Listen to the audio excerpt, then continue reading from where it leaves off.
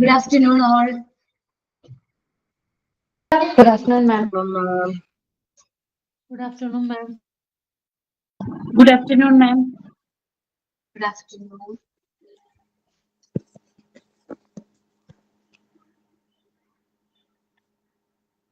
Okay, prayer പറഞ്ഞോ കേട്ടോ. Good afternoon, ma'am. കേൾക്കാൻ പറ്റുന്നുണ്ടോ? ഉണ്ട്. My name is Alfia. Today prayer. കാണായ ലോകങ്ങൾ കാക്കുന്ന ദേവാ, കാരുണ്യ സിന്ധോ നമിക്കുന്നു ഞങ്ങൾ. കരളിന്റെ പൂക്കൾ നിൻ പാദതാരിൽ കാണിക്ക വെച്ചു നമിക്കുന്നു ഞങ്ങൾ. കാണിക്ക വെച്ചു നമിക്കുന്നു ഞങ്ങൾ. ലോകാസമസ്ത സുഖിനോ ഭവന്തു. ഈ മന്ത്രമീ ലോകമെങ്ങും മുഴങ്ങാം. ലോകാസമസ്ത സുഖിനോ ഭവന്തു. ഈ മന്ത്രമീ ലോകമെങ്ങും മുഴങ്ങാം. വിജ്ഞാനമേകു നിറകതിർത്തൂകാൻ കാരുണ്യ സിന്ധോ നമിക്കുന്നു ഞങ്ങൾ. കാരുണ്യ സിന്ധോ നമിക്കുന്നു ഞങ്ങൾ. Thank you ma'am.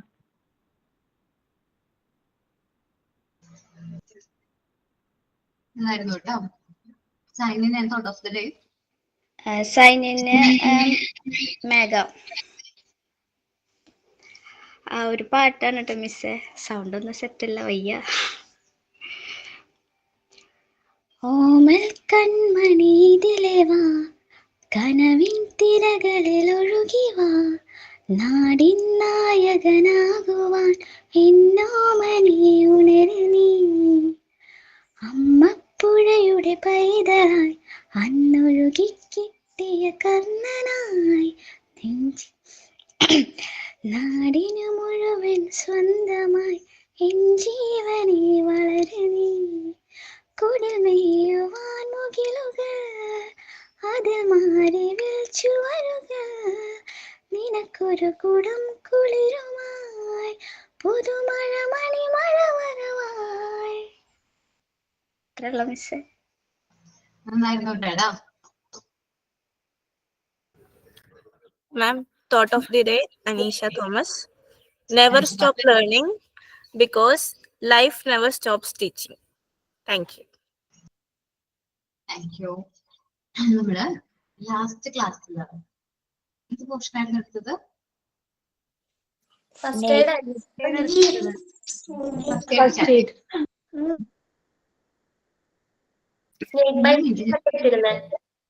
Snake biting വരെ സ്നേക് ബൈറ്റിംഗ് വരെ പറഞ്ഞിട്ടുണ്ടായിരുന്നു. സ്നേക്കിന്റെ ഇമേജ് ഒക്കെ കാണിച്ചു തന്നിട്ടുണ്ടായിരുന്നല്ലേ.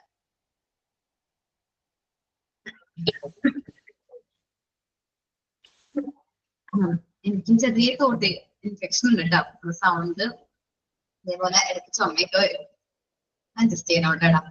ഓക്കെ, അപ്പോ നമ്മൾ സ്നേക് ബൈറ്റിങ്ങിനെ കുറിച്ചിട്ടാണ് നമ്മൾ പറഞ്ഞത്. അപ്പൊ നമ്മള്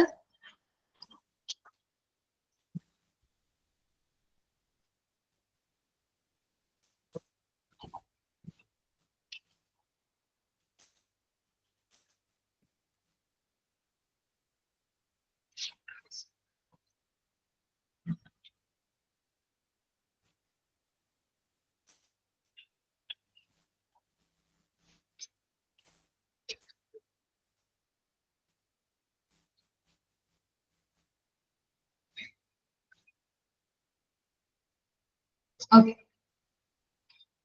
ഷെയർ ചെയ്യാൻ വന്നിട്ട് നമ്മൾ ലാസ്റ്റ് ക്ലാസ്സിൽ സ്നേക് ബൈറ്റ് വരെയാണ് പറഞ്ഞു നിർത്തിയത്. നമ്മള് ഇന്ന് നമ്മൾ കാണുന്നതിൽ എല്ലാ സ്നേക്സും എന്തല്ല പോയിസണസ് സ്നേക്ക് അല്ല. ഇതില് ഏതാണ് പോയിസണസ് സ്നേക്ക്? ആ രണ്ട് ദംശകൾ അല്ലെങ്കിൽ രണ്ട് പോയിന്റ് പോലെ തോന്നുന്ന ആ ഒരു സ്നേക്കാണ് ഇവിടെ പോയിസണസ് സ്നേക്ക്. മറ്റേ സ്നേക്ക് പോയിസണസ് സ്നേക്ക് അല്ല. ഇത് നമ്മൾ കൊടുക്കേണ്ട ട്രീറ്റ്മെന്റ് എന്ന് പറയുന്നത് രണ്ട് കേസിലും എൻ്റർലി ഡിഫറെന്റ് ആണ്. രണ്ട് കേസിലും കൊടുക്കേണ്ട ഫസ്റ്റ് എയ്ഡ് എൻ്റർലി ഡിഫറെന്റ് ആണ്.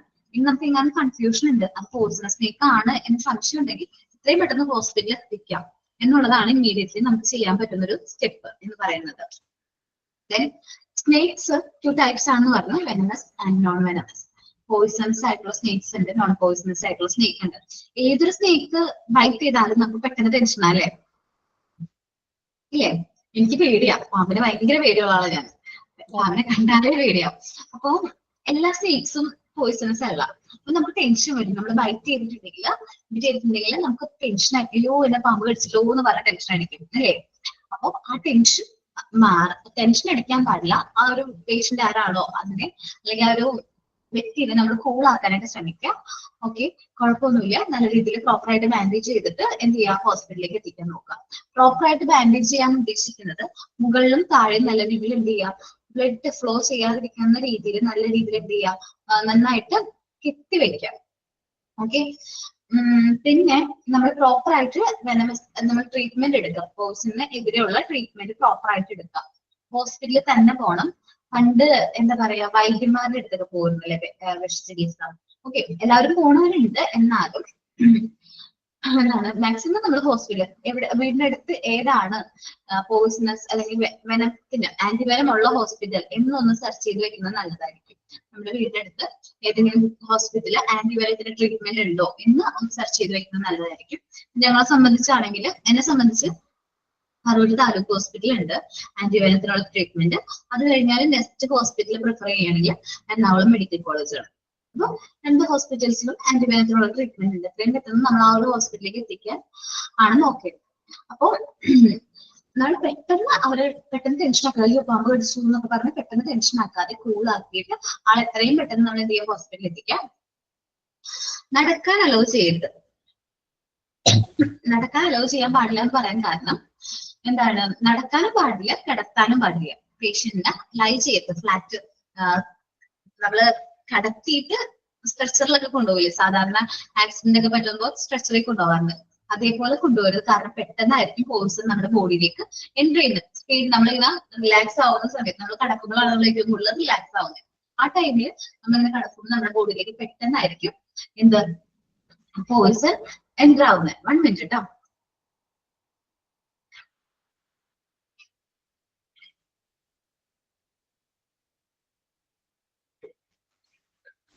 ഓക്കെ, പോയിസൺ എൻറ്റർ ആവാനായിട്ട് അലോ ചെയ്യാൻ പാടില്ല. അതേപോലെ തന്നെ പേഷ്യന്റിന് ഉറങ്ങാൻ അനുവദിക്കാൻ പാടില്ല. ജസ്റ്റ് കവളത്ത് ഇങ്ങനെ ഒന്ന് ക്യാപ്പ് ചെയ്തുകൊണ്ടിരുന്നാൽ മതി. പേഷ്യന്റ് അൺകോൺഷ്യസ് ആവാതിരിക്കാൻ വേണ്ടി നമ്മൾ ശ്രമിക്കുക. കാരണം അൺകോൺഷ്യസ് ആയി കഴിഞ്ഞാൽ ട്രീറ്റ്മെന്റിനോട് പ്രതികരിക്കില്ല. അതുകൊണ്ട് നമ്മൾ എന്ത് ചെയ്യുക, കോൺഷ്യസ് ആണോ എന്ന് ഇടയ്ക്ക് ചെക്ക് ചെയ്തുകൊണ്ടിരിക്കും. കവളത്ത് ഇങ്ങനെ അടിച്ചാൽ മതി. അപ്പൊ കോൺഷ്യസ് ആണോ എന്ന് നമുക്ക് ഉറപ്പ് വരുത്താനായിട്ട് പറ്റും.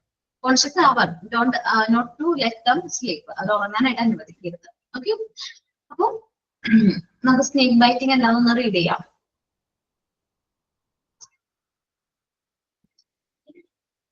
അതിലൊരാളൊന്ന് റീഡ് ചെയ്യോ? എനിക്ക് തോട്ട് ഇൻഫെക്ഷൻ ആണ്. Biting. Most of the snakes are not poisonous, but even their bites bring about demise on account of the shock. So it is very required to apply first aid. First, bandage should be used tightly above and below injury. The injury must be enlarged with a clean and sharp-edged knife. This helps the poisoned blood to flow out. The patient should not be led to sleep. Page number 22 ആണ് കേട്ടോ. Page number 22. അപ്പൊ നമ്മൾ എന്ത് ചെയ്യാം, most snakes are not poisonous. നമ്മൾ കാണുന്നതില് എല്ലാ സ്നേക്സും എന്തല്ല, പോയിസണസ് സ്നേക്ക് അല്ല. ബട്ട് ഈവൻ ദർ ബൈറ്റ്, അവരുടെ ഒരു ബൈറ്റ് മേ ബി നമ്മളെ ഷോക്കിലേക്ക് കൊണ്ടുപോകാനുള്ള ചാൻസ് കൂടുതലാണ്. Then so it is very required to apply first aid. നമ്മൾ എത്രയും പെട്ടെന്ന് ഫസ്റ്റ് എയ്ഡ് കൊടുക്കാൻ ശ്രമിക്കണം. അങ്ങനെ വരുമ്പോൾ നമ്മൾ ബാൻഡേജ് കറക്റ്റ് ആയിട്ട് ടൈറ്റ്ലി എന്ത് ചെയ്യണം, ആ മുറിവിന്റെ മുകളിലും താഴെയും എന്ത് ചെയ്യണം, ബാൻഡേജ് കറക്റ്റ് ആയിട്ട് നമ്മൾ കെട്ടണം. അപ്പൊ പാമ്പ് കടയത്തിന് മുകളിലും അതേപോലെ തന്നെ താഴെയും പ്രോപ്പർ ആയിട്ട് എന്ത് ചെയ്യുക, ബാൻഡേജ് കെട്ടാനായിട്ട് നോക്കുക. 1 മിനിറ്റ് കേട്ടോ.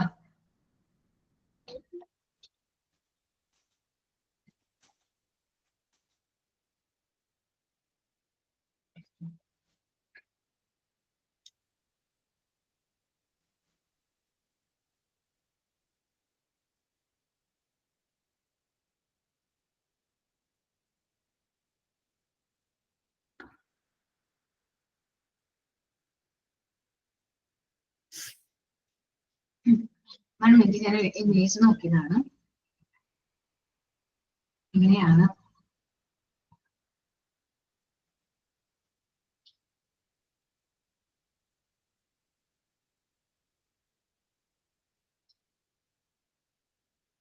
ഓക്കെ, നോക്കി ഈ ഒരു ഇമേജിൽ നമുക്ക് മനസ്സിലാകുന്നത് രണ്ടാൾക്കാരുണ്ടല്ലോ. പേഷ്യന്റ് എന്ത് ചെയ്യും, അത് ആ പാമ്പ് കടിയേറ്റ ഭാഗത്ത് കടിച്ച് ആ ബ്ലഡ് എന്ത് ചെയ്യും, പുറത്ത് കളയാനായിട്ട് സക്ക് ചെയ്ത് കളയാൻ നോക്കും. അല്ലെങ്കിൽ നൈഫ്, കൂർത്ത നൈഫ് ഉപയോഗിച്ചത് കീറിയിട്ട് ബ്ലഡ് പുറത്തേക്ക് ഫ്ലോ ചെയ്യും. അങ്ങനെ ഒരു കാരണവശാലും ചെയ്യാൻ പാടില്ല എന്നാണ് പറയുന്നത്. കാരണം നമ്മൾ നൈഫ് വെച്ചിട്ട് നമ്മുടെ പ്രശ്നം അങ്ങനെ തന്നെയാണ് പറഞ്ഞിരിക്കുന്നത്. നൈഫ് വെച്ച് കീറിയിട്ട് എന്ത് ചെയ്യാം, ബ്ലഡ് ഫ്ലോ ചെയ്യാനാ പറയുന്നത്. അങ്ങനെ വന്നു കഴിഞ്ഞാലുള്ള പ്രശ്നം എന്താണെന്നറിയാമോ, നമ്മളെ കടിച്ച പാമ്പ് പോയിസണസ് സ്നേക്ക് അല്ലെങ്കിലോ, നമ്മൾ കടിച്ച പാമ്പ് എന്തല്ല, പോയിസണസ് സ്നേക്ക് അല്ല. അപ്പൊ നമ്മുടെ ബോഡിയിൽ നിന്ന് ആവശ്യമില്ലാണ്ട് ബ്ലഡ് ലോസ് ആവില്ലേ. അങ്ങനെ ബ്ലഡ് ലോസ് ആയിട്ട് പോലും നമുക്ക് എന്താണ്, നമുക്ക് മേ ബി എന്താണ്, നമ്മുടെ ബ്ലഡ് നഷ്ടപ്പെട്ട് നമുക്ക് മറ്റെന്തെങ്കിലും കോംപ്ലിക്കേഷൻസ് വരാനുള്ള ചാൻസ് ഉണ്ട്. അപ്പൊ നമ്മൾ മാക്സിമം എന്ത് ചെയ്യാൻ നോക്കാം, ആ പേഷ്യന്റിനെ നല്ല രീതിയിൽ ബാൻഡേജ് ചെയ്യാം. നല്ല രീതിയിൽ വാഷ് ചെയ്തിട്ട് നല്ല രീതിയിൽ എന്ത് ചെയ്യാം, ബാൻഡേജ് ചെയ്യാം. ടോപ്പിലും ബോട്ടത്തിലും നല്ല രീതിയിൽ എന്ത് ചെയ്യാം, ബാൻഡേജ് ആണ് ചെയ്യേണ്ടത്. പ്രോപ്പർ ആയിട്ട് എന്ത് ചെയ്യാം, ബാൻഡേജ് ചെയ്യാം. എന്നിട്ട് നമ്മൾ പേഷ്യന്റിനെ എത്രയും പെട്ടെന്ന് ഹോസ്പിറ്റലിൽ എത്തിക്കാൻ പറ്റുമോ അത്രയും പെട്ടെന്ന് ഹോസ്പിറ്റലിൽ എത്തിക്കാം. അത് പിന്നെന്താണ്, ആ പേഷ്യന്റിന് ഉറങ്ങാൻ അലോ ചെയ്യരുത്. കടത്തിയൊന്നും കൊണ്ടുപോകരുത്. കാരണം കടത്തിയൊക്കെ കൊണ്ടുപോയി കഴിഞ്ഞാലുള്ള പ്രശ്നം വെച്ചാല് പെട്ടെന്നായിരിക്കും നമ്മുടെ ബോഡിയിലേക്ക് എന്ത് കയറുന്നത്, പോയിസൺ കയറുന്നത്. അപ്പൊ നമ്മൾ അങ്ങനെ അലോ ചെയ്തത് നമ്മൾ എത്രയും പെട്ടെന്ന് ഹോസ്പിറ്റലിലേക്ക് എത്തിക്കാൻ നോക്കാം. ഓക്കെ,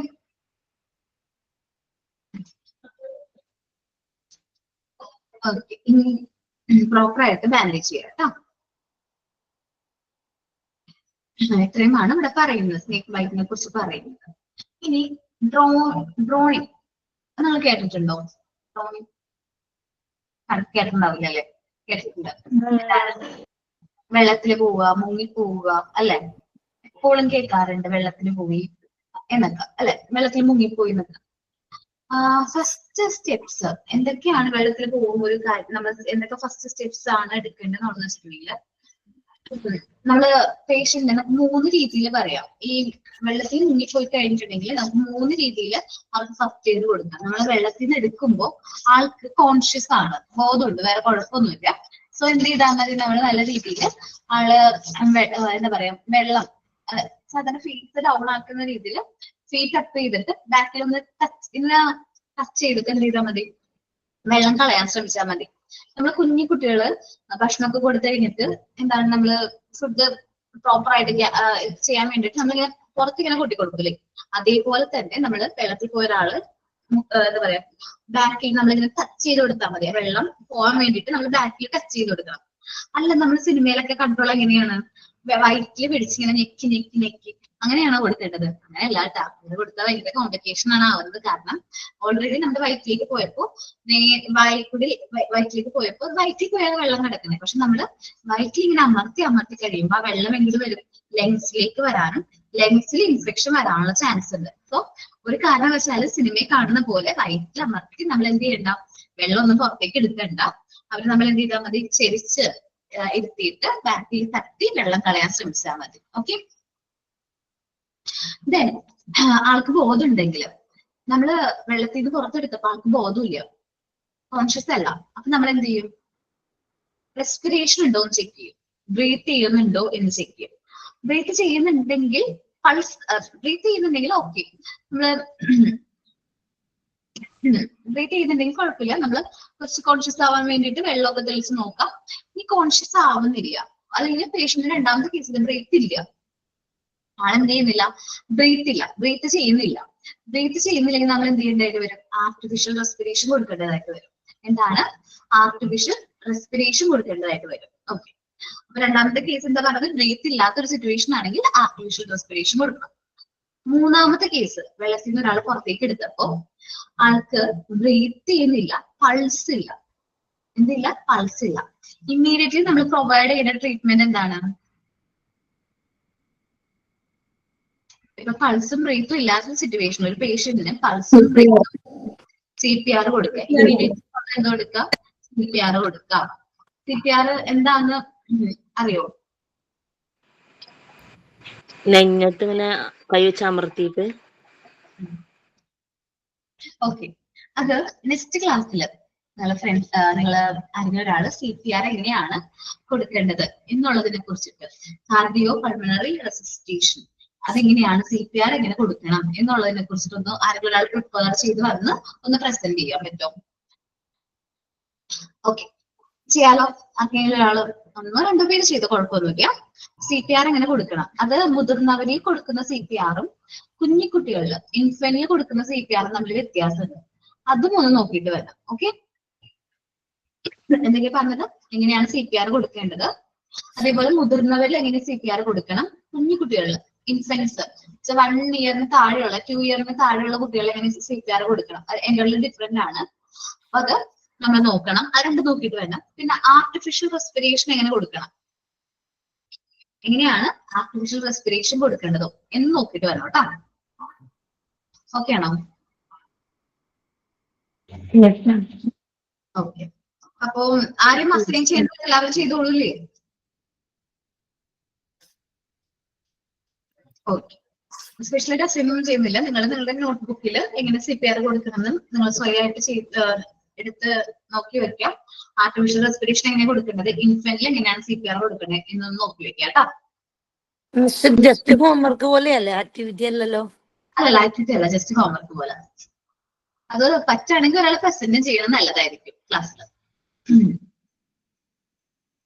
ഓക്കെ, പ്രസന്റ് ചെയ്യാനും ഒന്ന് പ്രിപ്പയർ ചെയ്ത് വന്നോ കേട്ടോ. ദെൻ മുങ്ങിപ്പോയി കഴിഞ്ഞാൽ നമ്മൾ എന്താ ചെയ്യാം, ആ ഒരു പേഷ്യന്റിനെ നമ്മൾ എന്ത് ചെയ്യുന്നു, കരയിലേക്ക് കൊണ്ടുവരുന്നു. വെള്ളത്തിലായിരിക്കുമല്ലോ, അപ്പോൾ നമ്മൾ കരയിലേക്ക് കൊണ്ടുവരും.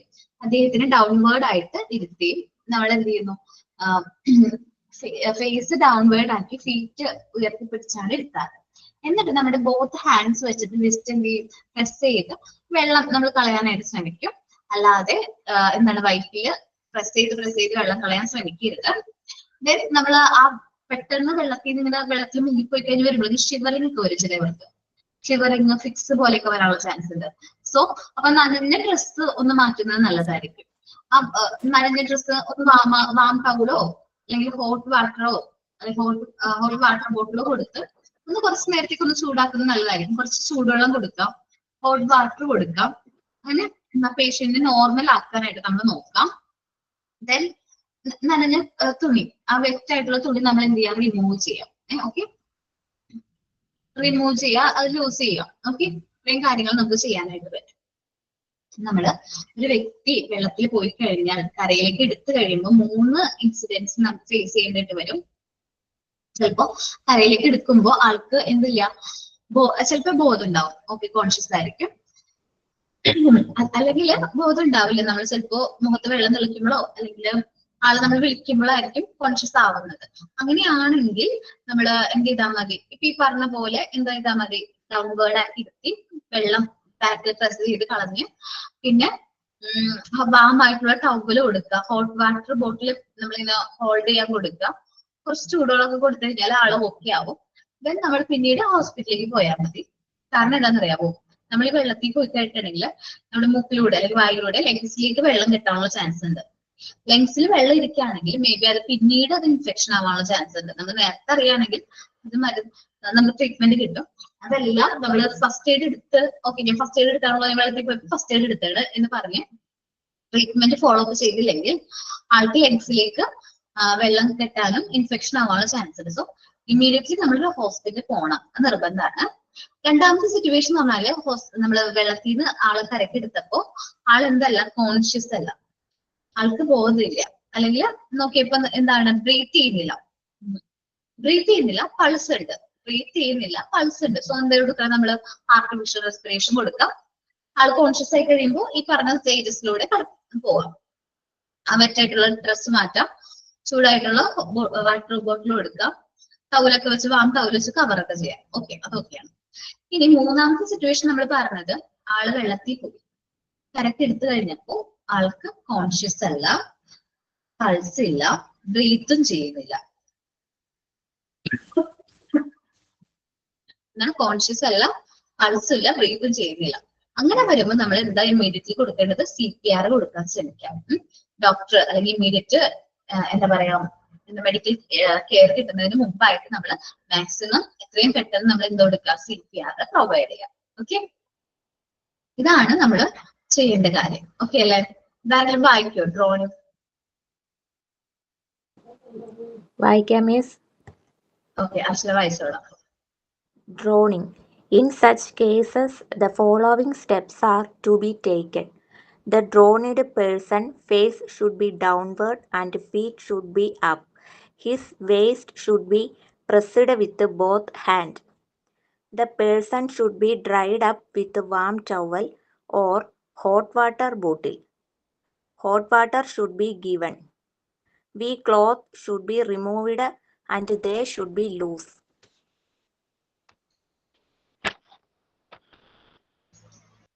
മിസ്, ആ, ആ ശരി. രണ്ടാമത്തെ പോയിന്റ് ഇല്ലേ, his waist should be pressed with, അതെന്താ? അത് നമ്മളെ ബാക്കിലില്ലേ, നമ്മള് ബാക്കില് നല്ല രീതിയിൽ നമ്മുടെ രണ്ട് ഹാൻഡ്സും വെച്ച് നമ്മൾ എന്ത് ചെയ്യണം? പ്രസ് ചെയ്യണം എന്നാണ് ഉദ്ദേശിച്ചത് കേട്ടോ. നമ്മള് പുറത്ത് അല്ലെങ്കിൽ നമ്മൾക്ക് സാധാരണ ഇങ്ങനെയും ചെയ്യാം. അല്ലെങ്കിൽ നമുക്ക് കുഞ്ഞു കുട്ടികൾക്ക് നമ്മള് വെള്ളം ഗ്യാസ് ഒക്കെ പോകാൻ വേണ്ടി നമ്മൾ ചെയ്യില്ലേ, അതേപോലെ ഇങ്ങനെ കൊത്തി കൊടുക്കാം. ഒരു ആ വെള്ളത്തിൽ മുങ്ങിപ്പോയ വ്യക്തിയുടെ ഇങ്ങനെ കൊട്ടിക്കൊടുക്കും. അങ്ങനെ ആകുമ്പോ നമുക്ക് വെള്ളം എന്തെങ്കിലും പുറത്തേക്ക് പോകും. ഓക്കെ, ആ ഒരു മീനിങ് ഉദ്ദേശിച്ച് ഇവിടെ ഇങ്ങനെ പ്രസ് ചെയ്യണം എന്നാ പറയുന്നത്. നമ്മളുടെ വെസ്റ്റ് പോർഷൻ എന്ത് ചെയ്യണം? നല്ല രീതിയിൽ പ്രസ് ചെയ്യണം എന്നാ പറയണേ കേട്ടോ.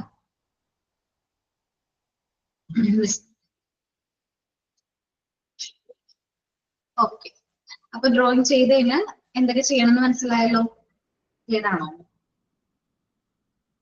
ഇനി നമുക്ക് രണ്ട് രീതിയിൽ പൊള്ളലേക്കാറുണ്ട് അല്ലെ? എപ്പോഴും അടുക്കളയിലൊക്കെ കുക്കിങ്ങും കാര്യങ്ങളിലൊക്കെ ഏർപ്പെടുമ്പോ നമുക്ക് എപ്പോഴും പൊള്ളലുണ്ടാവും അല്ലെ? ചിലരുടെ കയ്യിലാണെങ്കിൽ ഫുള്ള് ഇങ്ങനെ പാടായിരിക്കും അല്ലെ? മൊത്തം 1, 2, 3 പൊള്ളല് എപ്പോഴും ഏൽക്കാറുണ്ടാവും.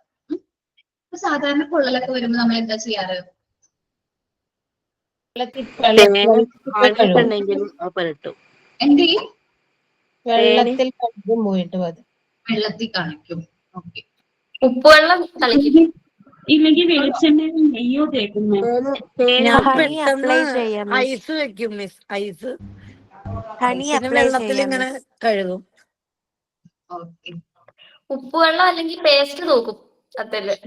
വെക്കാൻ പാടില്ല എന്ന് പറയാറ്. പാടില്ലടാ. മിസ് കഴിഞ്ഞ ക്ലാസ്സിൽ പറഞ്ഞായിരുന്നു പേസ്റ്റ് നല്ലതല്ല എന്തോ പറഞ്ഞായിരുന്നു. പിന്നെ നെയ്യ് അമ്മ പറയാറുണ്ട് തേനും നെയ്യൊക്കെ നല്ലതാണെന്ന്, പെട്ടെന്ന് പൊള്ളിക്കഴിഞ്ഞാൽ തേക്കാൻ. അലവാറ് ജെൽ നല്ലതാണെന്ന് പറയാറുണ്ട്. ആ, ഞാൻ എന്താ ചെയ്യാന്ന് അറിയാവോ? എന്റെ വീട്ടിൽ ഫസ്റ്റ് എയ്ഡ് ബോക്സ് ഉണ്ട് കേട്ടോ. അതെവിടെ മെയിൻ ആയിട്ട് ഇരിക്കുന്നത് ഫ്രിഡ്ജിൽ, ഞങ്ങൾ വരുന്ന ഫ്രിഡ്ജിന്റെ അടുത്താണ്, കിച്ചണിലാണ് ഫസ്റ്റ് എയ്ഡ് ബോക്സ്. മെയിൻ ആയിട്ട് എപ്പോഴും വരുന്നത് എനിക്കാണ്. ഞാൻ എന്തെങ്കിലും ചെന്ന് വിൽക്കുമ്പോ മിക്കവാറും കൈയൊക്കെ പൊള്ളും. നല്ല രസമാണ് കൈ. അപ്പൊ ഇപ്രാവശ്യം പൊള്ളിയിട്ടില്ല, എന്താന്ന് പറഞ്ഞോടാ. അപ്പൊ എപ്പോഴും കൊള്ളാറുണ്ട്. അപ്പൊ ഞാൻ എപ്പോഴും ആന്റിസെപ്റ്റിക് ലോഷൻ ആണ് ഒരു കമ്പനിയുടെ, മെയിൻ ആയിട്ട് ആ കമ്പനിയുടെ എന്നെ വാങ്ങിക്കാറ്. ആന്റിസെപ്റ്റിക് ലോഷൻ പറ്റാറുണ്ട്. ആ ക്രീം പറ്റി കഴിഞ്ഞാൽ എത്ര പൊള്ളലാണെങ്കിലും കുഴപ്പമുണ്ടാവില്ല. ഇതേപോലെ അനിയന്റെ ഹസ്ബൻഡിന്റെ അനിയന്റെ മേത്ത് തിളച്ച വെള്ളം വീണു. എന്നുവെച്ചാല് എന്തോ എടുത്തപ്പോ വെള്ളം മൊത്തമായിട്ട് വീഴാണ് ചെയ്തത്, സ്ലിപ്പായിട്ട്. മേത്തിന് ഇവിടെ നിന്ന് താഴത്തേക്ക് അങ്ങോട്ട് വെള്ളം വീണു. തിളച്ച വെള്ളമാണ്. ഞാൻ എന്ത് ചെയ്തെന്ന് വെച്ചിട്ടുണ്ടെങ്കിൽ ഈ ക്രീം എടുത്തിട്ട് ഫുള്ളായിട്ട് മേത്ത് വരട്ടി. പെട്ടെന്ന് ചുമക്കുന്നുണ്ടായിരുന്നു, പക്ഷെ പോളച്ചൊന്നുമില്ല. എന്നുവെച്ചാൽ ക്രീം വരട്ടിയപ്പോ ആ ഒരു എഫക്ട് കുറച്ച് കുറയാനായിട്ട് ഹെൽപ്പ് ചെയ്തു തോന്നുന്നു. അല്ലെങ്കിൽ ഏത് ക്രീമാണ് മിസ്? മറന്നുവിടെ പേര്, സോൾന്ന് അങ്ങനെ എന്തോടെ പേര് നോക്കിട്ട് പറഞ്ഞത്. അപ്പൊ ഞാൻ പെട്ടെന്ന് അതുകൊണ്ട് പറ്റിക്കഴിഞ്ഞപ്പോ, ഇല്ലെങ്കിൽ ഫുള്ളായിട്ട് പൊള്ളിപ്പോയനെ. ഇതിപ്പോ നീറ്റിലൊക്കെ ഉണ്ടായിരുന്ന ആൾക്ക് ആ സമയത്ത്, പക്ഷെ കുഴപ്പമില്ല. പക്ഷെ തിളച്ച വെള്ളമാണ്, നമ്മൾ ശ്രദ്ധിക്കണം. തിളച്ച വെള്ളമാണ്. വിചാരിച്ചു പെട്ടെന്ന് മേ ബി തൊലിയൊക്കെ പോകുമെന്ന് വിചാരിച്ചു, പക്ഷെ കുഴപ്പമുണ്ടായില്ല.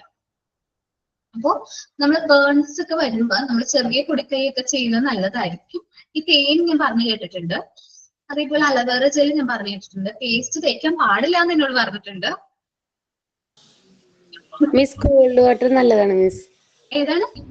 കോൾഡ് വാട്ടർ ഇല്ലേ, ഡോക്ടേഴ്സ് ഒക്കെ പ്രിഫർ ചെയ്യുക. എവിടെയെങ്കിലും പൊള്ളി പറ്റിയ ആ ഹീറ്റ് പുറത്തേക്ക് പോകുന്നത് വരെ കോൾഡ് വാട്ടറിൽ ഡിപ്പ് ചെയ്യുക, അല്ലെങ്കിൽ കോൾഡ് വാട്ടറിൽ ഒഴിച്ചുകൊണ്ടിരിക്കുക. അത് ഹീറ്റ് പോയതിനു ശേഷം നമ്മൾ ഈ അലോവേരയോ അല്ലെങ്കിൽ എന്തെങ്കിലും ഓയിൽമെന്റ് അപ്ലൈ ചെയ്താൽ ബെറ്റർ ആയിരിക്കും. അപ്പൊ തന്നെ ചില പച്ചവെള്ളം ഡോക്ടേഴ്സ് തിരിച്ചും പറയുന്നുണ്ട് മിസ് കോൾഡ് വാട്ടർ ഇടരുത് എന്ന്. നോർമൽ വാട്ടർ ആയാലും കുഴപ്പമില്ല, അങ്ങനെ ചില ഡോക്ടേഴ്സ്. എന്നോട് ഞാൻ കേട്ടിട്ടുള്ള നല്ല ക്ലീൻ ആയിട്ടുള്ള നല്ല വെള്ളം, നോർമലി ആ ടെമ്പറേച്ചറുള്ള വെള്ളം, അതായിരുന്നു ഞാനന്ന് യൂസ് ചെയ്തേട്ടോ. അത് കഴിഞ്ഞ് മരുന്നാൻ പറ്റിയത്. മേ ബി ഓരോരുത്തർ പറയുന്നതായിരിക്കാം. പിന്നെ ഞങ്ങളുടെയൊക്കെ നാട്ടില് പണ്ട് അമ്മയൊക്കെ പറഞ്ഞു കേട്ടിട്ടുണ്ട്, നെയ്യില്ലേ, കോഴിയുടെ നെയ്യൊക്കെ എടുത്ത് വെച്ച് കഴിഞ്ഞാൽ അത് പറ്റിയ നല്ലതാണ്. അതേപോലെ നെയ്യ് നമ്മള് മീറ്റിന്റെ ഒക്കെ നെയ്യ് ഉണ്ടല്ലോ, പോർക്ക് നെയ്യ്, പോർക്കല്ല അതിന്റെയൊക്കെ നെയ്യ് പറ്റി കഴിഞ്ഞാൽ നല്ലതാണെന്ന് പറഞ്ഞു കേട്ടിട്ടുണ്ട്. പ്രാക്ടിക്കലാണെന്ന് അറിഞ്ഞൂടാ, പണ്ടത്തെ ആൾക്കാർ പറയുന്നതാ, ഞാൻ കേട്ടിട്ടുള്ള ഒരു കാര്യമാണ്.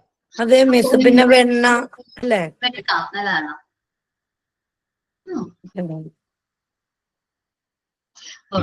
സിൽവർ എക്സ് അയോണിക് എന്ന മിസ്സേ ഓയിൽമെന്റിന്റെ പേര്, പൊള്ളുമ്പത്തിന് പെരട്ടാൻ നല്ലതാ. Silver X ionic. ഓക്കേടാ. എന്റെ മോളുടെ ഓക്കെ, ഞാൻ കഴിഞ്ഞ ദിവസം എന്റെ മോന്റെ കാലിങ്ങനെ പൊള്ളിയപ്പോഴത്തേനും ആ ഓയിൽമെന്റാ പെരട്ടി. അപ്പൊ ഡോക്ടർ സജസ്റ്റ് ചെയ്തത് അത് തന്നെയാ, അത് തന്നെ പെരട്ടിയാൽ മതി, കുറഞ്ഞോളൂ എന്നാ പറഞ്ഞത്. ഓക്കേടാ. ഓക്കെ, അപ്പൊ നമുക്ക് ബേൺസ് ആണ് നമ്മൾ ഈ പറഞ്ഞ ചെറിയ പൊള്ളലൊക്കെ അല്ലേ. അപ്പൊ കുറച്ച് കൂടുതലാണെങ്കിലോ, ബേൺസ് കുറച്ച് മേ ബി ബോയിൽഡ് ആയിട്ടുള്ള വാട്ടറും മിൽക്കും ഒക്കെ നേരത്തെ വീഴുമ്പോ അത് ബേൺസ് എന്ന് നമുക്ക് പറയാൻ പറ്റില്ലല്ലോ. അത് നമ്മൾ പറയുന്ന പേര് എന്താണെന്നറിയാവോ? അത് കാണിച്ചാൽ നമ്മളിങ്ങനെ ചെറിയ പൊള്ളലൊക്കെ വരുമ്പോഴും നമ്മൾ ബേൺസ് എന്ന് പറയുന്നത്. അതിന് നമ്മൾ പറയുന്നതാണ് ഹീൽ. അത് മേ ബി വരുമ്പോ ഭയങ്കര പ്രശ്നമാണ്. സിൽവർ അത് കുറച്ച് കോംപ്ലിക്കേറ്റഡ്, കാരണം അത് കഴിഞ്ഞ ദിവസം കേട്ടോ, നമ്മുടെ എന്റെ കൂടെ വർക്ക് ചെയ്യുന്ന ഒരു ടീച്ചറിന്റെ മോന്റെ മേത്ത് ഒരു വിഷുവിന് എല്ലാവരും ചെയ്യുന്നതാണല്ലേ, പടക്കമൊക്കെ പൊട്ടിക്കും. ഞാൻ ഒരു എക്സ്പീരിയൻസ് ആയിട്ട് പറയാം. ഞാൻ എന്റെ കൊച്ചിനെയും കൊണ്ടൊക്കെ പടക്കമൊക്കെ പൊടിച്ചിട്ടുണ്ടായിരുന്നു. പടക്കമല്ല, കമ്പിത്തിരിയൊക്കെ കൊടുത്തിട്ടുണ്ടായിരുന്നു. അപ്പൊ എന്റെ അച്ഛൻ ചീത്ത പറഞ്ഞു, എന്റെ വീട്ടിലെ അച്ഛൻ ചീത്ത പറഞ്ഞു, ഇങ്ങനെയല്ല പിള്ളേരെ പടക്കം ഇങ്ങനെ കമ്പിത്തിരി കൊടുക്കേണ്ടത്, എങ്ങനെയെന്ന് വെച്ചിട്ടുണ്ടെന്ന് പറയാം. അച്ഛൻ എന്ത് ചെയ്തു, പഴയ വാഴയുടെ കണ്ടെടുത്തോണ്ട് വന്ന് അതുമ്മ കുത്തിയിട്ട് അത് അവർക്ക് കൊടുത്തിട്ട് കമ്പിത്തിരി കത്തിക്കുകയാണ് ചെയ്തത്. അപ്പൊ ഞാൻ പറഞ്ഞു, അച്ഛന് വെറുതെ, അച്ഛനൊക്കെ പഴയ ആൾക്കാരാണ്, എല്ലാവരും ഇത് കയ്യിൽ കൊടുത്തു കഴിഞ്ഞാൽ അവര് കത്തിച്ചോളൂ എന്നൊക്കെ ഞാൻ അച്ഛനൊന്ന് ചീത്ത പറഞ്ഞോട്ടാ.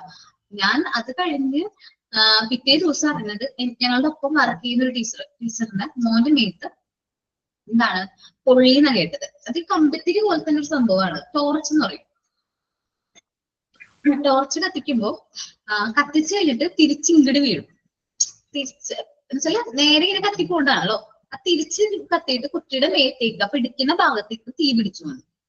വിഷുവിന് കത്തിക്കണതല്ലേ? അതെ, വിഷുവിന് നമ്മൾ ടോർച്ച് കത്തിക്കുന്നത്. മേ ബി എന്തെങ്കിലും ഡിഫക്റ്റ് ആയിട്ടായിരിക്കും. സാധാരണ തീ കൊള്ളണേക്കാളും ഭയങ്കര അത്ര വേദനയായിരിക്കും. സാധാരണ തീ പൊള്ളില്ലേ, അതിനേക്കാളും കടുപ്പാണെന്ന് പറയാ ഈ ഇത്. ശരി, എന്റെ മോന് ഇതേപോലെ ഈ കമ്പിത്തിരി ഇങ്ങനെ കത്തിച്ചോണ്ടിരിക്കുന്ന സമയത്ത് അവന്റെ ഫ്രണ്ട് കാലോണ്ട് തട്ടിയത്, അത് നേരെ അവന്റെ കൈമേക്ക് വന്നു. പക്ഷെ അത് ഉണങ്ങാനൊക്കെ ഭയങ്കര പാടുപെട്ടു. അത് ഈ മോന്റെ എന്ന് വെച്ചിട്ടുണ്ടെങ്കിൽ അവന്റെ മേത്തേക്ക് വയറ്റത്തേക്കാണ് വന്നത്, വയറിന്റെ ആ ഒരു പോർഷനിലേക്കാണ് അത് കത്തിയത്. അവൻ പേടിക്കുകയും ചെയ്തു, ഒത്തിരി പേടിക്കുകയും ചെയ്തു.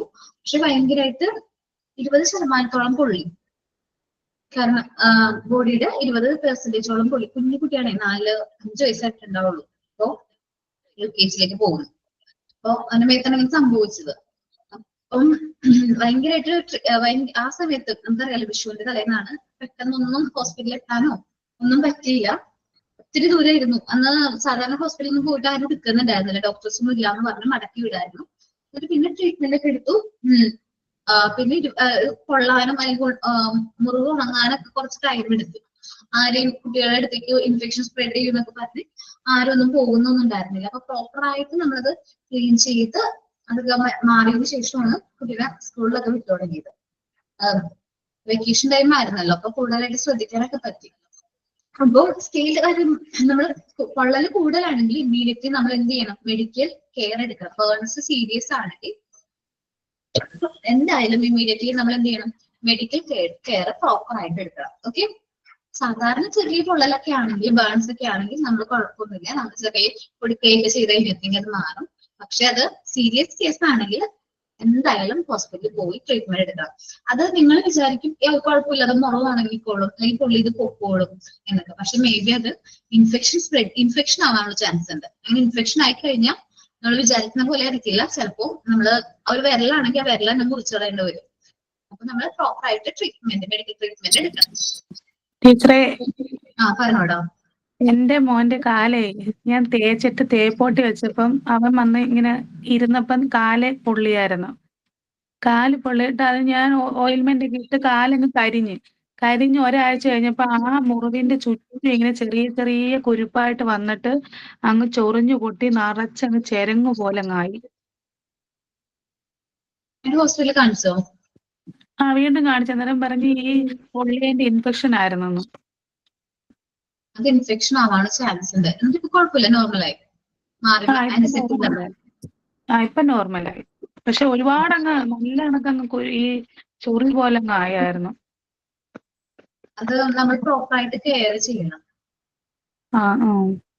മാറിയെന്ന് വിചാരിച്ചാലും ചിലപ്പോൾ നമ്മളപ്പോ മാറിയെന്ന് വിചാരിച്ചിട്ട് വെള്ളമൊക്കെ ഉപയോഗിച്ച് കഴുകുക, സോപ്പിടുക, അങ്ങനെയൊക്കെ ചെയ്യുമോ? അല്ലെങ്കിൽ ഒരു പുറത്തൊക്കെ പോവാ? നല്ല കണക്ക് കരിഞ്ഞായിരുന്നു, നമുക്ക് അറിയാനേ ഇല്ലായിരുന്നു. പാട് മാത്രമേ ഉള്ളായിരുന്നു പൊള്ളിയന്റെ. മിസ്സേ, എനിക്ക് ഇതേപോലൊരു ഇൻസിഡന്റ് ഉത്സവം ടൈമില്, ഫസ്റ്റ് ഉത്സവമാണ് കല്യാണം കഴിഞ്ഞിട്ട് എന്റെ വീട്ടില്. അപ്പൊ മറ്റേ ഇതുണ്ടല്ലോ നമ്മുടെ അച്ചിടുന്ന സംഭവം, ഇങ്ങനെ മറ്റേ ഇത് മൈലാഞ്ചി പോലെ ഇടുന്ന ഒരു സംഭവം ഉണ്ടല്ലോ ഉത്സവങ്ങൾക്ക്, അത് ഇട്ടിട്ട് കൈ പൊള്ളി പോയിട്ട് മോര് എന്തൊക്കെയോ ഹസ്ബൻഡ് കൊണ്ടുവന്നു. വരൂല എന്ന് പറഞ്ഞ ആളാണ്, പക്ഷെ എന്റെ വീട്ടിലെത്തി മോരൊക്കെ ആയിട്ട് ഇവിടുന്ന് ഇങ്ങനെ കുറെ ഇതൊക്കെ കാര്യങ്ങളൊക്കെ ചെയ്തു. പക്ഷെ ആ പാട് അതിനുശേഷം ഒരു ഓർമ്മയ്ക്കായിട്ടുണ്ട് ഇപ്പോഴും. പൊള്ളിയിട്ടൊരു ബ്രൗണിഷ് കളറിലൊരു പാട് കയ്യിന് ഇപ്പോഴും മാറിയിട്ടില്ല. 2009 പൊള്ളിയതാണ്. അപ്പൊ എനിക്ക് 9 അന്നായിരുന്നു മാരേജ് കഴിഞ്ഞിട്ട്, ആ ഒരു ടൈമില് ഫസ്റ്റ് ഉത്സവമായിരുന്നു. അപ്പൊ അതുകൊണ്ട് അതൊരു ഓർമ്മയാണ്, മറക്കൂല. അപ്പൊ അത് സ്കിന്നിന്റെ ആണെന്ന് തോന്നുന്നു, അറിഞ്ഞുകൂടാ. ഡോക്ടറെ ഒന്നും കാണിച്ചില്ലായിരുന്നു, പക്ഷെ അത് മാറുന്നു വിചാരിച്ചു ഞങ്ങള്. ഇപ്പോഴും അതിന്റെ ആ ഒരു കളറ് ഇപ്പോഴും ബ്രൗൺ ആയിട്ടിരിക്കുവാണ്. പൊള്ളിപ്പോയത്, ശരിക്കും പൊള്ളിപ്പോയി. ഓക്കേടാ, ശ്രദ്ധിക്കണം കേട്ടോ. നമ്മള് ഇനി മൈലാഞ്ചി ഒന്നും ഇടരുതേ. ഇല്ല, അതിനുശേഷം ആ പരിപാടി അത് ആദ്യമായിട്ട് ഇട്ടതായിരുന്നു. അത് ആദ്യമായിട്ട് ഇടാന്നും പറഞ്ഞ എല്ലാരും ഇടുമ്പോ ഒരു ആഗ്രഹത്തിന് ഉത്സവത്തിന് ഇട്ടത്. അനുസരിച്ച് വരും. പിന്നെ അതേപോലെ തന്നെ ഈ നമ്മളിങ്ങനെ അച്ചുമൈലാഞ്ചി അല്ലേ, അച്ചല്ലേ? അത് തന്നെ മിസ്, അച്ഛൻ. അത് ഈ തമിഴന്മാരൊക്കെയാണല്ലോ കൂടുതലും അതിടുന്നത്. അവർക്ക് അത് പറഞ്ഞിട്ട് മനസ്സിലായില്ല, കംപ്ലൈന്റ് പറയാനൊക്കെ പോയി ഞങ്ങള്. പക്ഷെ അവര് പറയുന്ന ഭാഷ നമുക്കറിയില്ല. അപ്പൊ അതുകൊണ്ട് അങ്ങനെ പെട്ടുപോയി, ഒന്നും പറയാൻ പറ്റാത്തൊരവസ്ഥയായി അങ്ങനെ. അപ്പൊ അതിനുശേഷം ആ ഒരു സംഭവം പേടിയാണ്. കുഞ്ഞു കുട്ടികൾക്ക് ഒരു കാരണവശാലും മൈലാഞ്ചി ഇടിക്കരുത് കേട്ടോ. പെൺകുട്ടികളൊക്കെ ചിലപ്പോൾ അവർക്ക് ഭയങ്കര ഇൻട്രസ്റ്റ് ആയിരിക്കും. നമ്മളും ചെയ്തിട്ടുണ്ടാവും, നമ്മുടെ ചെറുപ്പത്തിലൊക്കെ അച്ഛന്റെ മൈലാഞ്ചി കിട്ടുന്നുണ്ടാവും. പണ്ട് ഇത്ര കെമിക്കൽസ് ഒന്നും ഉണ്ടായിരുന്നില്ല, ഇന്ന് ഭയങ്കര കൂടുതലാണ്. അപ്പൊ അതുകൊണ്ട് മാക്സിമം കുട്ടികൾ അങ്ങനെ എന്താ പറയാ, കെമിക്കൽസും കാര്യങ്ങളൊന്നും ഇടാതിരിക്കുക. പിന്നെ നന്നായിട്ട് മൈലാഞ്ചി ഇടുന്ന ആഗ്രഹമാണെങ്കിൽ മൈലാഞ്ചിയുടെ ചെടി ഉണ്ടല്ലോ, അങ്ങനെയായിരുന്നു പണ്ടിട്ടിരുന്നേ. അരച്ചിട്ട് ഞങ്ങൾ തന്നെ ഇടുമായിരുന്നു. പക്ഷെ ഇത് ആദ്യമായിട്ടൊന്ന് വെറൈറ്റി നോക്കിയത് എങ്ങനെയായി, ഇതൊരു ഓർമ്മയ്ക്കായി. ട്യൂബ് മൈലാഞ്ചി ഇട്ടിട്ട് ഇങ്ങനെ കേട്ടിട്ടുണ്ട്, ഇങ്ങനെ ഇട്ടിട്ട് കയ്യിൽ ഇങ്ങനെ പോണം വന്നിട്ട്. പെട്ടെന്ന് കളർ വരുന്ന മൈലാഞ്ചി ഉണ്ടല്ലോ, പെട്ടെന്ന് കളർ കെമിക്കലാണല്ലേ മിസ്? കെമിക്കലാണ്. സ്കിന്നിന് അതൊരു ഇതിങ്ങനെ ഒളിച്ചു കളയാൻ പറ്റുന്നത്, ഡാൻസിനൊക്കെ വേണ്ടിയിട്ട് കുട്ടികൾ യൂസ് ചെയ്യുന്നതാണ്. ഡാൻസിന് അത് എടുക്കാറുണ്ടായിരുന്നു മിസ്. അപ്പൊ മോൾക്ക് അത് വേണമെന്ന് പറഞ്ഞിട്ട് അവൾക്ക് വേഗം ചുമക്കാൻ വേണ്ടിയിട്ട്. അപ്പൊ ഓറഞ്ച് കളറാണെങ്കിൽ അവള് വേഗം കഴുകി കളയും. അപ്പൊ അങ്ങനെ ഇടാറുണ്ട്. അപ്പൊ ഞാനത് അറിയില്ലായിരുന്നു, എനിക്കത് സംശയം ഉണ്ടായിരുന്നു. എല്ലാ ബ്രാൻഡുകളാണ് ചീപ്പായിട്ട് കിട്ടുന്ന മിക്ക ബ്രാൻഡുകളും അങ്ങനെയാണ്. അപ്പം ചിലവരത് കളർ വേറെ എന്തോ ഒരു ഡാൻസിനൊക്കെ വേറെ കളറോ അങ്ങനെ എന്തോ യൂസ് ചെയ്യുന്നുണ്ട്. നോക്കി നമ്മുടെ സ്കിന്നനുസരിച്ച് വ്യത്യാസം ഉണ്ടാവും. അപ്പൊ നമ്മള് ശ്രദ്ധിക്കാം. ഓക്കെ, അപ്പൊ ബേൺസും അത് ആരാ വായിക്കുന്നത്? 5th പോയിന്റ് ആരാ വായിക്കുന്നേ? ഒരാള് വായിച്ചോ കേട്ടോ. ഞാൻ വായിക്കുന്നു. വായിച്ചോ. Burns and scars. A person may get burns by fire, a piece of metal, or by current. Sometimes the burns are caused by boiled water, milk, etc. Then it is called scald. The burned place should be saturated by clean water. If the patient has collapsed, try to bring him to his senses. Antiseptic ointment for burns should be applied. Coconut oil and clean water are also helpful in site വ്യക്തിക്ക് burning. ഈ If the ഇരുമ്പ് burn വൈദ്യുതി is തുടങ്ങിയവയുടെ immediate, പൊള്ളലുകൾ care is to be given. വെച്ചേക്കാം. Okay. അപ്പോ അവര് പറയുന്നത് burn ചെയ്ത പ്ലേസിൽ ക്ലീൻ വാട്ടർ യൂസ് ചെയ്യാം. പിന്നെ പേഷ്യന്റ് പെട്ടെന്ന് പൊള്ളി കഴിയുമ്പോൾ കൊളാപ്സ് ആവാനുള്ള ചാൻസ് ഉണ്ട്. ഈ മോന് പറ്റിയത് എനിക്ക് തോന്നി, അവൻ പേടിച്ചു, കമ്പിത്തിരി കൊടുക്കാണ്ടിരിക്കായിരുന്നു. അവനടുത്ത് കത്തിച്ച് അവൻ പേടിച്ചു കഴിഞ്ഞപ്പോ അവൻ എന്ത് ചെയ്തു, പേടിച്ചിട്ട് ഷർട്ടിന്റെ ഉള്ളിലേക്ക് അത് മാറ്റിയത്. നമ്മള് എന്താ പറയാ, പേടിച്ചിട്ട് ആള് പെട്ടെന്ന് ഷർട്ടിന്റെ ഉള്ളിലേക്ക് ആരും കാണാതിരിക്കാൻ വേണ്ടി അങ്ങനെ വെച്ചു. അവൻ അറിയില്ലല്ലോ. അങ്ങനെയാണ് കൂടുതലായിട്ട് പൊള്ളിയത്. പെട്ടെന്ന് കൊളാപ്സ് ആവുന്ന ടെൻഷൻ ആവും. കുഞ്ഞുകുട്ടികളുടെ കാര്യമാണെങ്കിൽ നമുക്ക് ഒന്നും പറയാൻ പറ്റില്ല, അവര് എന്താ ചെയ്യണേ. നിങ്ങൾ ആ പേടി കാണുമ്പോ അവന് ഇപ്പോഴും ചെയ്യലുണ്ടോ? പടക്കൊക്കെ പൊട്ടിക്കലുണ്ടോ? എന്താണ്? അവൻ അന്ന് അങ്ങനെ പേടിച്ചു എന്ന് പറഞ്ഞില്ലേ കുട്ടി? പിന്നെ അങ്ങനെ ചെയ്ത് നോക്കിയിട്ടുണ്ട്? ഇല്ല, പിന്നെ ആ പരിസരത്തേക്ക് പോയില്ല. കാരണം അന്ന് അവിടെ വീട്ടില് ടീച്ചറിന്റെ വീട്ടില് ഭയങ്കരമായിട്ട് സീനായി. കാരണം മോനെ ഇങ്ങനെ പൊള്ളി കഴിഞ്ഞപ്പോ അവിടെ അമ്മാമ്മ എന്നുവെച്ചാല് ഹസ്ബൻഡിന്റെ അമ്മ പെട്ടെന്ന് തലാരങ്ങി വീണു. കാരണം മോൻ പൊള്ളിയല്ലോ, എന്തോ പറ്റിയെന്ന് വിചാരിച്ച ടെൻഷൻ, ഷുഗർ ഒക്കെ ഉള്ള ആളാണ്, വയ്യാത്തൊരാളാണ്. പെട്ടെന്ന് കൊളാപ്സ് ആയി, അതും ഒരു ടെൻഷനായി. അപ്പൊ പിന്നെ ചെയ്തിട്ടില്ല. ഇപ്പോഴും പുറത്തേക്കൊന്നും വിടില്ല, കളിക്കാനൊന്നും വിടില്ല. കാരണം എന്താണ്, ഫുള്ളായിട്ട് ഇത് എന്ത് ചെയ്തിട്ടില്ല, മുറിവ് മാറിയിട്ടില്ല, ഉണങ്ങിയിട്ടില്ല, റിക്കവർ ആയിട്ടില്ല. ആളിപ്പോഴും പോകുന്നുണ്ട്, സ്കൂളിലൊക്കെ പോകുന്നുണ്ട്, ഓക്കെയാണ്. എന്നാലും ഫുള്ളി റിക്കവർ ആയിട്ടില്ല. കാരണം ഇപ്പോഴും ടീച്ചർ എന്താ പറയാ, ക്ലാസ് എടുക്കുക, വന്ന് ക്ലാസ് എടുക്കും പോകും. കാരണം മോന്റെ കാര്യങ്ങൾ കുറച്ചും കൂടി ശ്രദ്ധിക്കണമല്ലോ. അതുകൊണ്ട് കുറച്ച് അങ്ങനെയാ പോകുന്നത് ക്ലാസ്സും കാര്യങ്ങളൊക്കെ ആയിട്ട്. കാരണം അത്രയും കെയർ കൊടുക്കണമെന്ന് ഡോക്ടർ പറഞ്ഞിട്ടുണ്ടായിരുന്നു. രാജഗിരിയിലായിരുന്നു ട്രീറ്റ്മെന്റ് എടുത്തത്. ഒന്ന് ആലോചിച്ച് നോക്കി, നമ്മള് 20% പൊള്ളി എന്നാ പറയുന്നത്. ബോഡി പാർട്ടിന്റെ 20% പൊള്ളി. വയറിന് കീപ്പോട്ടാണ് പൊള്ളിയിരിക്കുന്നത്. എനിക്ക് ഈ പൊള്ളലിന്റെ കാര്യം കേൾക്കുമ്പോഴേ എനിക്ക് ഭയങ്കര വിഷമമാണ്. അത് ഞങ്ങൾക്കും ഭയങ്കര ഷോക്കായിരുന്നു. എനിക്ക് കാണണം എന്നൊക്കെ ഉണ്ടായിരുന്നു, പക്ഷെ ആരും കാണാനൊന്നും പറ്റില്ല. കാരണം അത്ര ഇൻഫെക്ഷൻ, 1 month, ഒരു 1 week, 1.5 weekോളം ഹോസ്പിറ്റലൈസ്ഡ് തന്നെയായിരുന്നു. അത് കഴിഞ്ഞ് വീട്ടിൽ വന്നിട്ട് പുറത്തുനിന്ന് ആരെയും കയറ്റുന്നില്ലായിരുന്നു. ഇപ്പോഴും കുട്ടീനെ കളിക്കാനൊന്നും വിടുന്നില്ല പുറത്തേക്ക്. അത്രയും കെയറും കാര്യങ്ങളും കൊടുത്തിട്ടാണ്. കത്തി കൊണ്ടൊക്കെ മുറിയണേക്കാളും നല്ല വേദന, നല്ലൊരു പെയിൻ ആയിരിക്കില്ലേ ഈ പൊള്ളലേറ്റാല്? മാം ഞാനൊരു കാര്യം പറയട്ടെ മാം. ഞാനൊരു കാര്യം പറയട്ടെ. ഇത് പൊള്ളിയതല്ല, ഒരു ആക്സിഡന്റ് എന്ന് വേണമെങ്കിൽ പറയാം. ഞാൻ ഈ കഴിഞ്ഞ തവണ ഇപ്പൊ ഈ നാട്ടിൽ വന്നത് വെക്കേഷൻ ടൈമിലായിരുന്നു. അപ്പോൾ എൻ്റെ വീടിന്റെ അടുത്ത് 2 ട്വിൻസ് കുട്ടികളുണ്ട്, 2 ആൺകുട്ടികൾ. അവര് 3ാം ക്ലാസ്സിലാണ് പഠിക്കണേ. അപ്പോൾ വെക്കേഷൻ ജസ്റ്റ് എക്സാം കഴിഞ്ഞ് സ്റ്റാർട്ട് ആയതേ ഉള്ളൂ. അവർക്കൊരു അനിയത്തിയുണ്ട്. പിന്നെ ആ വീട്ടിലൊരു 100 വയസ്സ് കംപ്ലീറ്റ് ആയ ഒരു മുത്തശ്ശിയുണ്ട്. അപ്പൊ ഈ കുട്ടികള് വെക്കേഷൻ ടൈമിൽ ആയ സമയത്ത് ഈ കുട്ടികള് ഡ്രസ്സൊക്കെ വാഷിംഗ് മെഷീനിൽ അമ്മ പറയും ഈ ആൺകുട്ടികളില് ചെയ്യുന്നതാണ്. അപ്പൊ അന്ന് ഒരു കുട്ടിയോട് പറഞ്ഞു മെഷീനിൽ ഇട്ടേക്കെന്ന് പറഞ്ഞിട്ട് അവൻ കൊണ്ടിട്ട് മെഷീൻ കൈ വെച്ചിട്ട് ഓൺ ചെയ്തു. അന്നേരം ഉള്ളത് ഈ 2 ആൺകുട്ടികളും ഉണ്ട്, ഇളയ പെൺകുട്ടിയുണ്ട്, മുത്തശ്ശിയുണ്ട്, പിന്നെ അവരുടെ അമ്മയുടെ അമ്മയുണ്ട് അവിടെ. അത് ഒടിഞ്ഞു പോയി, ഒരു വിരല് ഒടിഞ്ഞു തൂങ്ങി. ഞങ്ങൾ കരച്ചിൽ കേൾക്കുന്നുണ്ട് വീടിന്റെ അടുത്തുനിന്ന്. അപ്പൊ എന്താണെന്നറിയില്ല, ഞാൻ ഓടിച്ചെന്ന് നോക്കിയപ്പോ ഈ കുട്ടി ഇതിങ്ങനെ തൂങ്ങിക്കിടക്കുക, വിരല്, നമ്മുടെ ഈ ചൂണ്ട് വിരല് ഇങ്ങനെ ഒടിഞ്ഞു തൂങ്ങി, ഒരു നൂല് പോലെ ഇങ്ങനെ ഒടിഞ്ഞു കിടക്കുക. ഞാനാണെങ്കിൽ കണ്ടും പോയി, എന്താ ചെയ്യാന്നറിയില്ല നമ്മള്. പക്ഷെ ആ കുട്ടി കരയുന്നില്ല, അവനിങ്ങനെ മരവിച്ച് ഇങ്ങനെ തൂക്കി പിടിച്ച് നിൽക്കുകയാണ്. ആ കൂടെയുള്ള കുട്ടിയും ആ കുഞ്ഞു പെൺകുട്ടിയാണ് കരയുന്നേ. പിന്നെ ഈ അമ്മൂമ്മയും ഇരുന്ന് കരയാണ്. ഇവൻ ഒന്നും ചെയ്യലാണ്ട് ഇവൻ മുറ്റത്ത് കൂടി ഇങ്ങനെ കുറച്ച് ഇത് തൂക്കിയിട്ടിട്ട് ഇങ്ങനെ കാണിച്ചുകൊണ്ട് നടക്കുകയാണ്. അവിടെ ഫുൾ ബ്ലഡ് എന്ന് വെച്ച് കഴിഞ്ഞാൽ ഫുൾ ബ്ലഡ്. എനിക്ക് ഇപ്പോഴും പറയുമ്പോ എന്തോ പോലെ തോന്നുന്നു. ഞാനാണെങ്കിൽ പോയി കണ്ടു. പിന്നെ എനിക്കും കരയാനും പറ്റില്ല, ആരെയും വിളിക്കാനും പറ്റണില്ല. പിന്നെ ഈ അമ്മൂമ്മയുടെ ഒച്ചയും കരച്ചിലൊക്കെ കേട്ട് എല്ലാവരും ഓടി വന്നു. അപ്പൊ അടുത്ത് തന്നെ നമുക്കുള്ളത് വണ്ടാനം മെഡിക്കൽ കോളേജാണ്. അങ്ങോട്ട് കൊണ്ടുപോയി. അപ്പോഴേക്കും പറഞ്ഞു അവിടെ എടുക്കില്ല എന്ന് പറഞ്ഞു.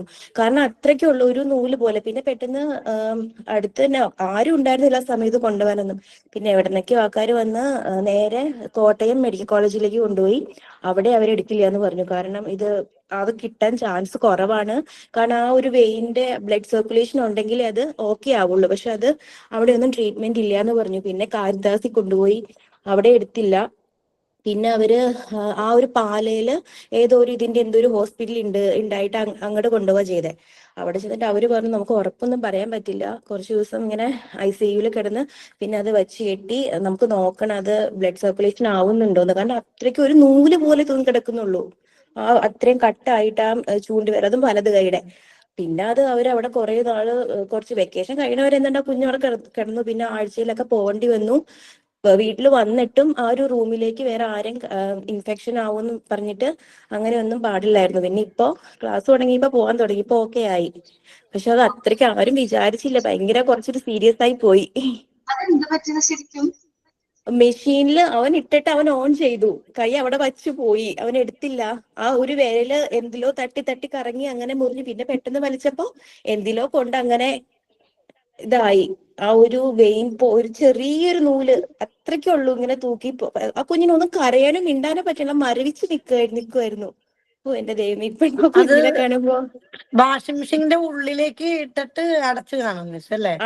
അടച്ചില്ല, അവൻ ഓൺ ചെയ്തു പോയി, കൈ എടുത്ത് കാണില്ല ആ ഒരു സമയത്ത്. അങ്ങനെയാണ് കൂടെ ഉണ്ടായിരുന്നവൻ പറഞ്ഞത്.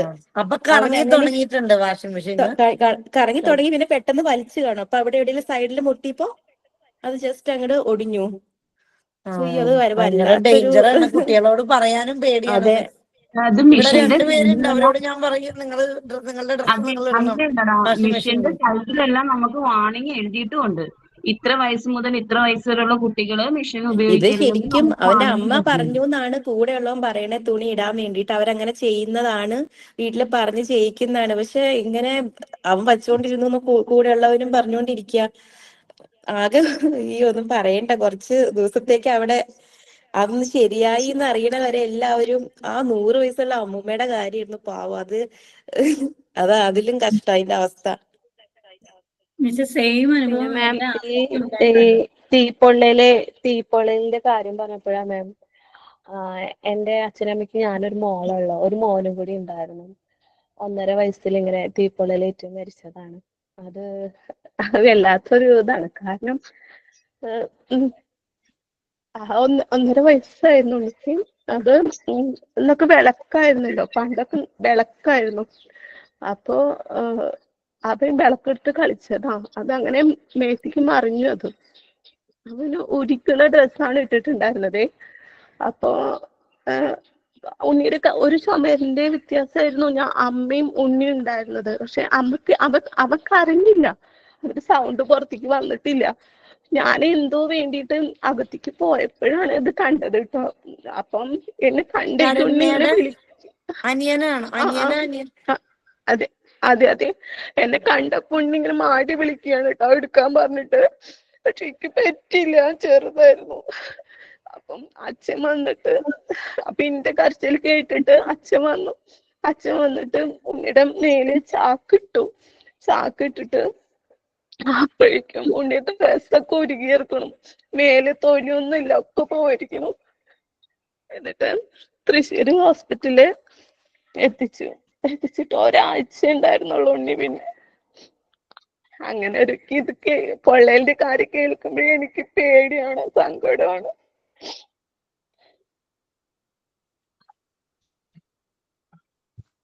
മിസ്സേ, ഞാൻ ഈ ക്ലാസ്സിൽ മുന്നേ പറഞ്ഞിട്ടുണ്ട്, ഈ സെയിം സിറ്റുവേഷനിൽ കൂടെ കടന്നുപോയ ഒരാളാണ് ഞാൻ പറഞ്ഞിട്ടുണ്ടല്ലോ, കഞ്ഞി വീണിട്ട് എന്റെ 2 കാലും പൊള്ളിയതാണ്.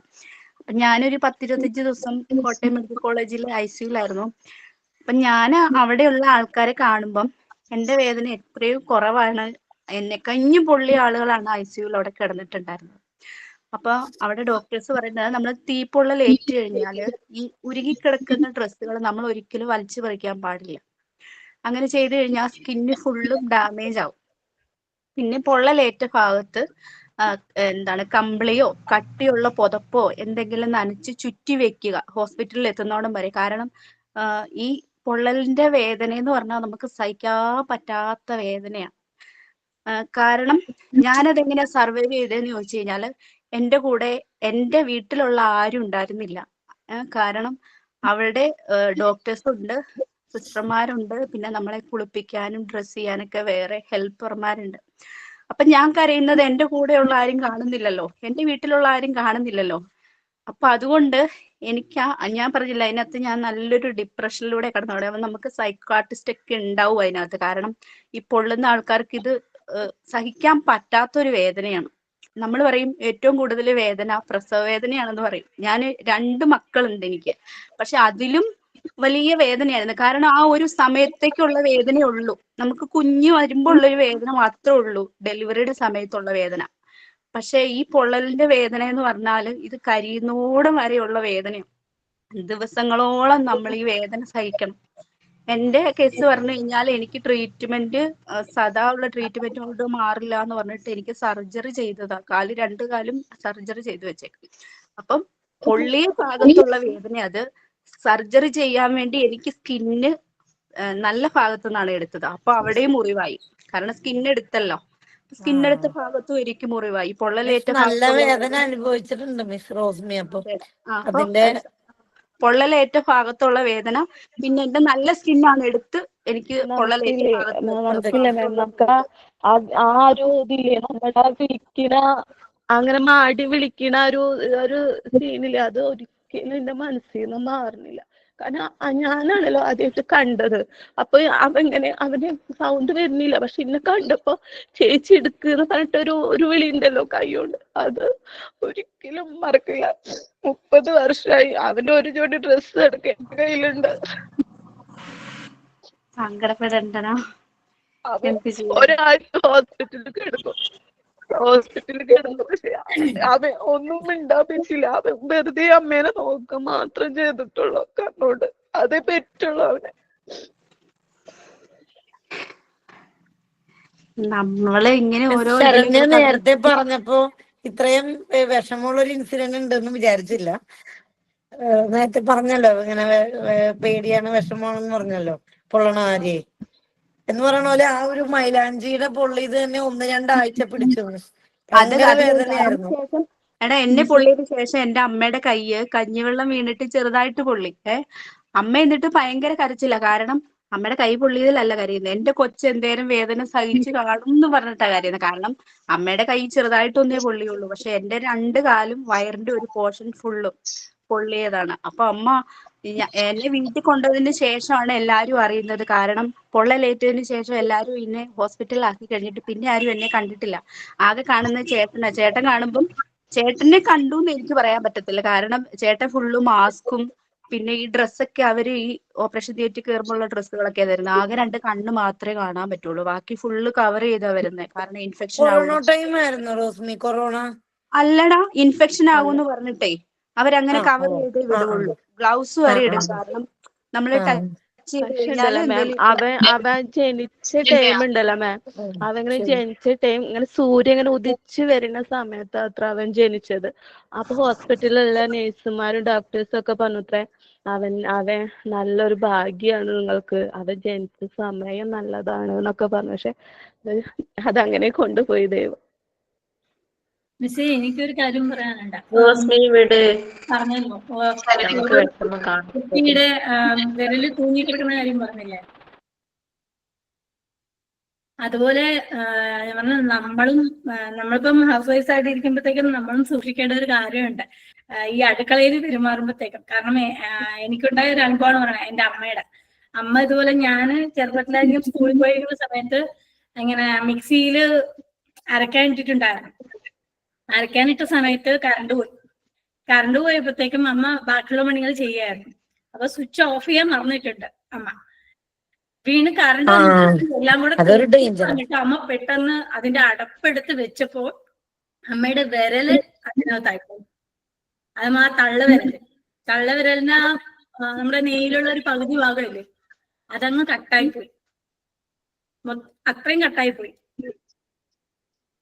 അത് പിന്നെ ഹോസ്പിറ്റലിൽ കൊണ്ട് പോയപ്പോഴത്തേക്കും അവര് പറഞ്ഞു അതൊന്നും ഇനി ഒന്നും ചെയ്യാൻ പറ്റത്തില്ല എന്ന് പറഞ്ഞു. കൂട്ടി വെറുതെ തെച്ചു തരാം, അല്ലാണ്ട് ഇനി വേറെ ഒന്നും ചെയ്യാൻ പറ്റത്തില്ല. അതിനുശേഷം അമ്മയ്ക്ക് ആ ഇടത് കൈയിലുള്ള ഒരു സാധനം പോലും ഹോൾഡ് ചെയ്യാൻ പറ്റത്തില്ല. എന്ത് സാധനം പിടിക്കണമെങ്കിൽ നമുക്ക് ഹോൾഡ് ചെയ്യാൻ ഒരു തലവരലിന്റെ ഹെൽപ്പ് എന്തായാലും വേണമല്ലോ. അമ്മയ്ക്ക് അതില്ല. അപ്പം ആ ഇടത് കൈ കൊണ്ട് അങ്ങനെ ഒന്നും ഹോൾഡ് ചെയ്യാൻ പറ്റാത്ത ഒരു അവസ്ഥയായി പോയി. അപ്പൊ എനിക്ക് പറയാനുള്ളത്, നമ്മൾ എത്ര തന്നെ തിരക്കിലാണെങ്കിലും ഈ അടുക്കളയിൽ ഇതുപോലെയുള്ള ഇലക്ട്രോണിക് ഐറ്റംസുമായിട്ട് പെരുമാറുമ്പോൾ നമ്മളും ശ്രദ്ധിക്കേണ്ട ഒരു ആവശ്യമാണ്. അതെ, അതാ എനിക്ക് പറയാനുള്ളത്. കാരണം അടുക്കള പെരുമാറുമ്പോൾ നമ്മൾ ശരിക്കും ശ്രദ്ധിക്കണം. കാരണം ഞാനും നേരത്തെ ചെയ്തിട്ടുണ്ട്. മക്കളെയൊക്കെ ഇങ്ങനെ ഒക്കത്ത് വെച്ചിട്ട് ചായയൊക്കെ എടുത്ത് മാറ്റി വെക്കല്, വെള്ളം വെക്കല്, അങ്ങനെയുള്ള പണികളൊക്കെ ഞാനും ചെയ്തിട്ടുണ്ട്. പക്ഷെ നമ്മളത് ഒരിക്കലും ചെയ്യല്ല കേട്ടോ. കാരണം നമുക്ക് തന്നെ സഹിക്കാൻ പറ്റത്തില്ല പൊള്ളലേറ്റ് കഴിഞ്ഞാൽ. അപ്പൊ കുഞ്ഞു പിള്ളേരുടെ കാര്യം നമുക്ക് ആലോചിക്കാൻ പറ്റില്ല. അതെ എത്രയൊക്കെ മിസ്സേ, വാശി പിടിക്കും. അവൾക്ക് ദോശ ഉണ്ടാക്കണം മോൾക്ക്. മാറ്റി നിർത്തുക. ഞാനിപ്പോ അത് ചെയ്യുന്നത്. എന്റെ മക്കളെ എനിക്ക് അടുക്കള കയറ്റാൻ പേടിയാ. കാരണം ഞാനിത് അനുഭവിച്ചിട്ടുള്ളതുകൊണ്ട് ഞാനിപ്പം തിളച്ച വെള്ളമൊക്കെ അടുപ്പത്ത് നിൽക്കണേ പറയും, അടുക്കളയിലോട്ട് പോകണ്ട കേട്ടോ, അടുക്കളയിൽ വെള്ളം തിളച്ച് നിൽക്കണ്ട, പോകണ്ടെന്ന് പറയും. അപ്പൊ അതുകൊണ്ട് അങ്ങനെയൊന്നും ഇപ്പൊ ഇനി ആരും ചെയ്യരുത്. മക്കളെയൊക്കെ വെച്ചോണ്ട് അടുക്കളയിൽ പെരുമാറണ്ട. ശരണ്യ, മാറ്റാത്ത മുറിവുകൾ ഉണ്ടാവും, നമുക്കൊരു വേദന പോലെ ഉണ്ടാവും.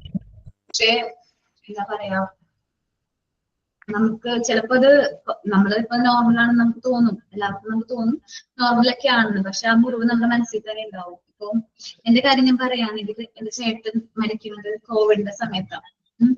കോവിഡിന്റെ സമയത്ത് ആള് ബാംഗ്ലൂരായിരുന്നു. വൈഫും മക്കളൊക്കെ ആയിട്ട് ബാംഗ്ലൂരിക്ക. പക്ഷെ ഞങ്ങൾ ആരും കണ്ടില്ലട ചേട്ടൻ മരിച്ചത്. ബോഡിയെങ്കിലും നമ്മൾ കാണണ്ടേ, അതുപോലും കാണാൻ കിട്ടിയില്ല ഞങ്ങൾക്ക്. ചേട്ടൻ മരിച്ചു എന്ന് പറഞ്ഞു. അന്ന് കോവിഡ് ഹൈറ്റിൽ നിൽക്കുക. ചേട്ടനും വൈഫിനും പിള്ളേർക്കും എല്ലാവർക്കും കോവിഡ് ആണ്. എന്താ പറയാ, ചേട്ടൻ പോയോന്ന് ചോദിച്ചാൽ ഇപ്പോഴും വിശ്വസിക്കാൻ പറ്റുന്നില്ല പോയിന്ന്. കാരണം നമ്മൾ കണ്ടിട്ടില്ല. ചേട്ടൻ എപ്പോഴും എന്റെ മനസ്സിൽ വരുമ്പോ ചിരിച്ചു പോയിട്ട് വർഷത്തിൽ ഒരു പ്രാവശ്യം വരുന്നുള്ളൂ. എന്നാലും ആ ഒരു ഇതാണ് ഓർമ്മയിലുള്ളത്. പക്ഷെ പെട്ടെന്ന് നമ്മൾ വിട്ടു പോയി എന്ന് പറയുമ്പോ എപ്പോഴും മുമ്പൊക്കെ പറയും ബാംഗ്ലൂരിൽ ആരുടെ ചേട്ടനുണ്ട്, അതിൽ സംസാരിച്ചിങ്ങനെ വരുമ്പോ ബാംഗ്ലൂരിൽ ഇന്നത് എന്നൊക്കെ പറഞ്ഞു വരുമ്പോ എന്റെ ചേട്ടൻ അവിടെ ഉണ്ട് എന്ന് നമ്മൾ എപ്പോഴും പറയില്ലേ. അപ്പൊ പെട്ടെന്ന് ഇപ്പോഴും ഞാൻ അങ്ങനെ പറയും, ആ ഉണ്ട്. നമുക്കത് അക്സെപ്റ്റ് ചെയ്യാൻ കുറെ ടൈം എടുക്കും.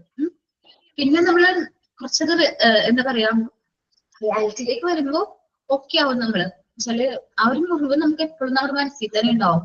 നമ്മൾ പോകുന്ന വരെ അല്ലെങ്കിൽ നമ്മളുടെ ഓർമ്മയുള്ള കാലം വരെ നമ്മുടെ മനസ്സിൽ ആ മുറിവ് ഉണ്ടാവും എപ്പോഴും. എന്നാലും ചെയ്ത് മുന്നോട്ട് പോവാണ് നല്ലത്. Okay okay. ഞാനില്ലേ എന്റെ ക്ലാസ് വൈൻഡപ്പ് ചെയ്യാനുണ്ടാവും നേരത്തെ. Thank you all. ബാക്കി നമുക്ക് നെക്സ്റ്റ് ക്ലാസ്സിൽ എടുക്കാം കേട്ടോ. മിസ്സേ വിഷമിക്കല്ലേ? ഇല്ല, അതല്ല, നെക്സ്റ്റ് ക്ലാസ്സിൽ. Thank you ma'am.